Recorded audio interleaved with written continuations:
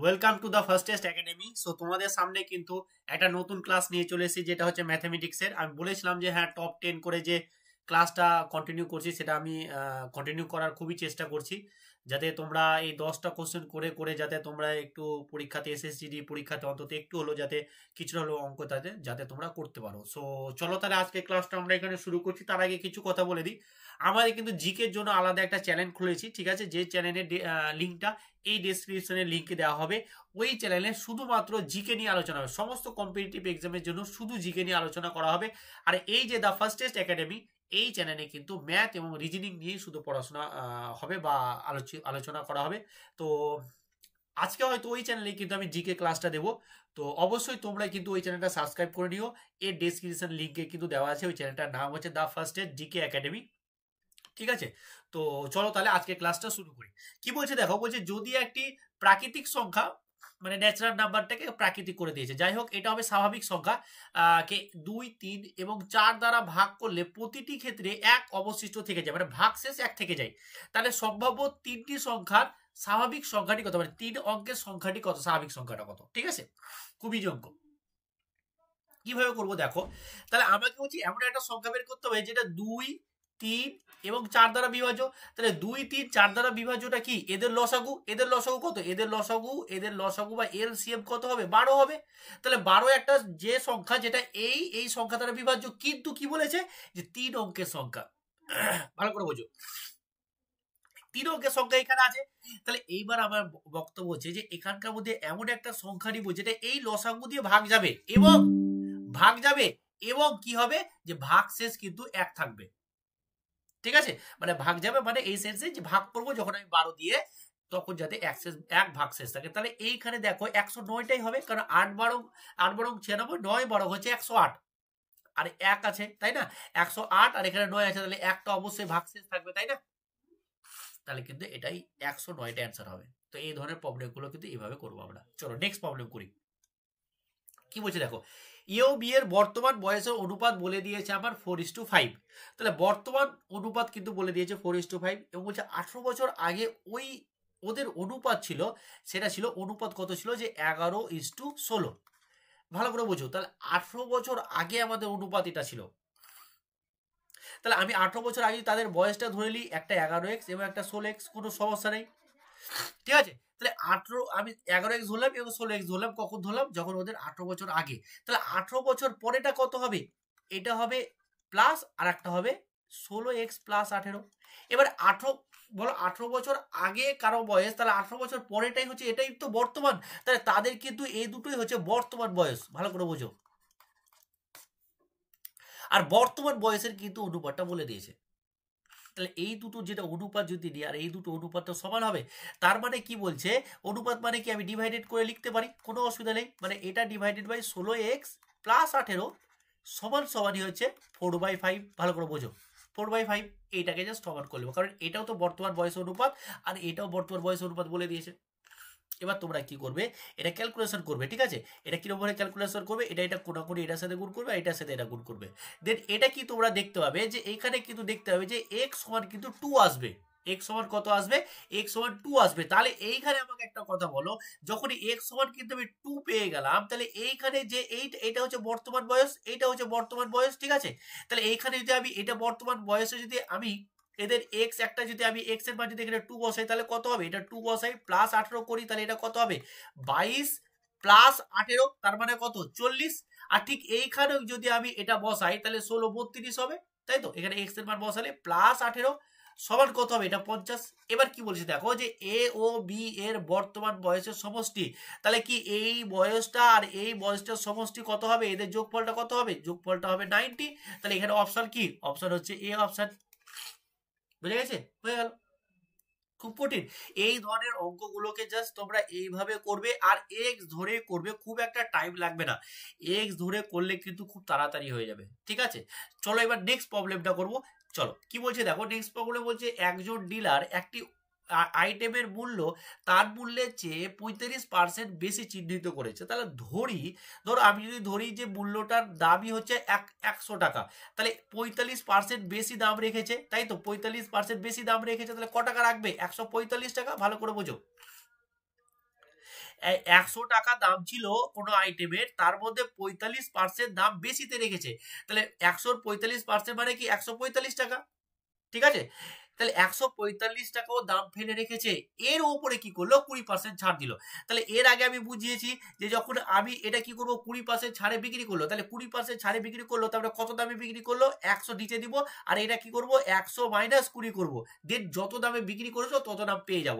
তাহলে এখানে কি করব, এটা 45 গুণিত এটা 80 ডিভাইডেড বাই 100, এটাকে যদি আমি কাটি 0 0, এটাকে 2 দিয়ে যদি 4 দিয়ে কাটি, এটা 5 দিয়ে কাটি, এটাকে ধরো 5 দিয়ে কাটবে না, 5 দুগুণা 10 আর 5 9 45, তার মানে দাঁড়াচ্ছে কত 29 গুণিত হচ্ছে 4, তাহলে 4 9 36, আর এটা হচ্ছে 116, তারপরে 116 টাকায় সেই জিনিসটা বিক্রি হবে। তাহলে আমার দাম কত ছিল 100 টাকা, আর বিক্রি করেছি কত টাকায় 116 টাকা, তাহলে আমার কত লাভ হয়েছে 16 টাকা, তাই না।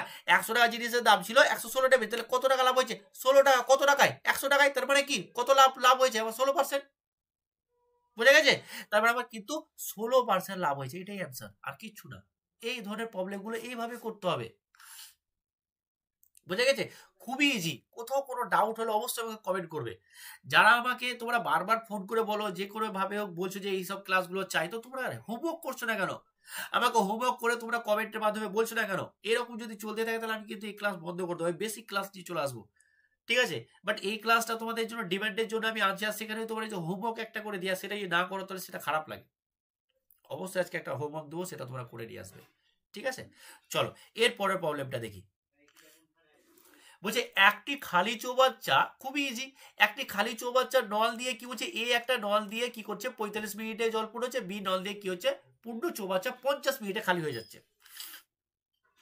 তাহলে কি হচ্ছে আবার 25 মিনিট লাগছে, সময় লাগছে ভরতে, আর একটা বি নল দ্বারা আবার বের হতে সময় লাগছে 50 মিনিট। তাহলে ট্যাঙ্কটার জল ধারণ ক্ষমতা কিন্তু আমরা কি করবো, এদের এলসিএম দ্বারা বের করবো, তাই তো। তাহলে এদের এলসিএমটা কত, এলসিএমটা হচ্ছে 50, বুঝে গেছে। তাহলে এর ক্ষমতা কত 2, আর বি এর ক্ষমতা কত 1, তার মানে কি বলছে যে এ যদি 2 লিটার করে জল ভরছে, তাহলে কিন্তু বি 1 লিটার করে বের করে দিচ্ছে প্রতি মিনিটে, বোঝা গেছে। তাহলে আমার প্রতি মিনিটে কত করে জল জ্বলছে 1, কিভাবে পেলাম 2 মাইনাস 1, তাই না, কারণ এ 2 লিটার করে ভরছে, আর ধরে নাও যে এ 2 লিটার করে 1 লিটার করে বের করে, তাহলে প্রতি মিনিটে আমার 1 লিটার করে জল জমছে, তাহলে প্রতি মিনিটে 1 লিটার করে জল জমে, তাহলে আবার 50 লিটার জল ভরতে 50 বাই 1 মিনিট লাগবে, সমান সমান হচ্ছে 50 মিনিট, সেটা হচ্ছে কি, সেটা হচ্ছে বি অ্যান্সার। বুঝেছি, আজকে আমার প্রচুর ঠান্ডা লেগে আছে, বুঝলে তো, খুব কষ্ট হচ্ছে আবার ক্লাস করাতে, খুবই কষ্ট হচ্ছে, মানে পড়াতে পড়াতে নাকটা বন্ধ হয়ে গেছে পুরো, ঠিক আছে। চলো, অবশ্যই ক্লাসটা যদি ভালো লাগে, এত কষ্ট করে করছি, অবশ্যই কষ্টই, যে কোনো ক্লাসই করতে কষ্ট, যদি ভালো লাগে তাহলে অবশ্যই কিন্তু একটা কমেন্ট করে দিবে, ঠিক আছে, হ্যাঁ যে কেমন লাগলো। চলো এবার নেক্সট প্রবলেম করি, দেখো কি বলছে। বলছে একটি বাস এত কিলোমিটার ঘন্টা বেগে 60 কিলোমিটার এবং 25 কিলোমিটার ঘন্টা বেগে 100 কিলোমিটার এবং 5 কিলোমিটার ঘন্টা বেগে 20 কিলোমিটার পথ অতিক্রম করলো, তাহলে পুরো যাত্রার গড় গতিবেগ কত কিন্তু বলে দিয়েছে মিটার পার সেকেন্ডে। তাহলে আমাকে যদি গড় গতিবেগ বের করতে হয়, তাহলে আমাকে কি বের করতে হবে, গড় গতিবেগ যদি বের করতে হয়, তাহলে মোট দূরত্ব বাই কি মোট সময় বের করতে হবে, বাস হয়ে গেল। তাহলে মোট দূরত্বটা কত, তোমরা একবার দেখো মোট দূরত্ব কত, এটা এই যে 60, প্রথমে 60 গেল, প্লাস তারপরে কত গেল 100, ভালো করে বোঝো, প্লাস তারপরে কত গেল 20 কিলোমিটার, তাহলে এটা হচ্ছে মোট দূরত্ব। এবার আমাকে টাইমটা বের করতে হবে, তাহলে এইটাতে টাইম কত লাগবে, টাইম দেখো, টাইম সমান কি, টাইম সমান জানি আমরা ডিস্টেন্স আপন স্পিড, তাই তো। তাহলে ডিস্টেন্স কতটা 60 কিলোমিটার, তাহলে ডিস্টেন্স হচ্ছে 60 কিলোমিটার, ঠিক আছে, আর স্পিড কতটা 15 কিলোমিটার, ভালো করে বোঝো। তাহলে এটা যদি 60 দিয়ে 15 তাহলে 4 ঘন্টা, ঠিক আছে। তাহলে এটার ক্ষেত্রে 4 ঘন্টা আসবে, ঠিক এটার ক্ষেত্রেও 4 ঘন্টা আসবে, আবার এটার ক্ষেত্রেও 4 ঘন্টা আসবে, তুমি দেখে নিবে যখন প্রত্যেকটার ক্ষেত্রে 4 ঘন্টা করেই আসবে, ঠিক আছে। এবার এইখানে দেখো, এইটা যখন আমি এটা 12 করছি, ও নিচে 12, আর এটা কত হচ্ছে 180, বুঝে গেছে, এটা 180 হয়ে গেল। তাহলে এইটা যখন আমি কত কাটাকুটি করব, তখন কিন্তু কাটাকুটি করি, চলো আমি যদি 6 দিয়ে কাটি তাহলে এটা 2, ঠিক আছে, আর এটা 3 6, আচ্ছা এটা যদি, আচ্ছা এটা 180 হচ্ছে, আর এটা হচ্ছে 4, এটা 100 4 5, ঠিক আছে। চলো তাহলে এটা কি করলাম আমরা কি করলাম, আমরা কেটে দিলাম 6 দিয়ে, তাহলে এটা 6 দুগুণা 12, আর এটা হচ্ছে 3 6 18, তার মানে হচ্ছে আমার 30, তার মানে হচ্ছে 30 বাই 2, তার মানে কত হচ্ছে 15, তার মানে হচ্ছে 15 কিলোমিটার পার আওয়ার হচ্ছে এর কি, এটা হচ্ছে গড় গতিবেগ, যেটা হচ্ছে অপশন এ তে আছে। হয়ে গেল অ্যান্সার। খুব কঠিন, খুব কঠিন কি, টু ইজি। ঠিক আছে, তো তোমরা একটু করবে, দেখবে মাথা ঠান্ডা করে টু হয়ে যাবে, মানে টু ইজি হয়ে যাবে। আর মুখ কথা বলতে খুব কষ্ট হচ্ছে, নাক মুখ বন্ধ হয়ে যাচ্ছে। চলো নেক্সট প্রবলেমটা করি। দেখো কি বলছে, বলছে 200 গ্রাম সংকর ধাতুতে জিঙ্ক ও তামার অনুপাত এত, বলছে কত গ্রাম তামা মেশালে নতুন মিশ্রণে জিঙ্ক ও তামার অনুপাত এত হবে। খুবই সহজ অঙ্ক, একদম জলের মতন সহজ। ঠিক আছে, চলো আমাকে বলো যে এই যে প্রথম যেটা আছে 200, এটাতে আমার প্রথমে জিঙ্ক আছে, জিঙ্কের অনুপাতটা কত হবে, জিঙ্ক কতটা আছে, কারণ 5000 আনুপাতিক ভাগাহার হিসেবে করি, এটা আছে জিঙ্ক।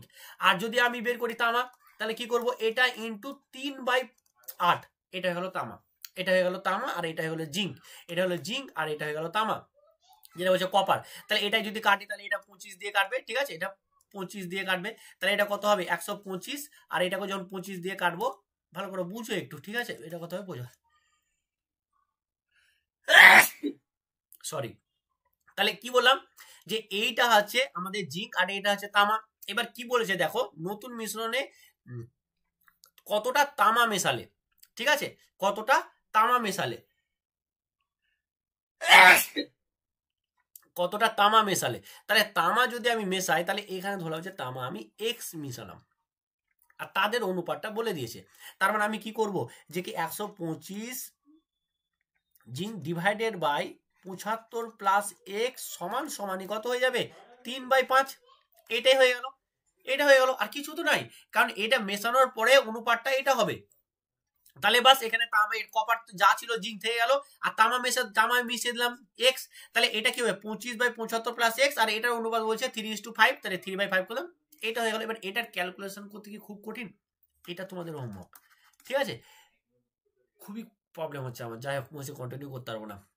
যাই, এটা হচ্ছে তোমাদের হোমওয়ার্ক, যে এইটা তোমরা আমাকে কি করবে, যে কমেন্টের মাধ্যমে জানাবে যে এইটার অ্যান্সারটা কত, বুঝে গেছে, এটার অ্যান্সারটা কত হবে, মানে এক্স সমান কত বেরিয়ে আসবে, এক্স সমান কত বেরিয়ে আসবে, বুঝে গেছে। তো আজকে ক্লাস এখানে থাকুক, ঠিক আছে, আমার খুব কষ্ট হচ্ছে, ঠিক আছে, আমার সত্যি খুবই প্রবলেম হচ্ছে। তো আবার পরবর্তী ক্লাসে আমি নেক্সট, মানে আজকে যে কটা প্রবলেম থাকলো, আর পরবর্তী দিনে মানে 6টা হয়েছে, আর 4টা মানে 10টা আমি একসঙ্গে প্রবলেম নিয়ে চলে আসবো, ঠিক আছে। তো চলো আজকে এখানে, ভালো থেকে সুস্থ থেকে, আর ভালো করে পড়াশোনা করো, আর কমেন্টের মাধ্যমে কিন্তু অ্যান্সারটা অবশ্যই জানাবে। চলো, থ্যাংক ইউ।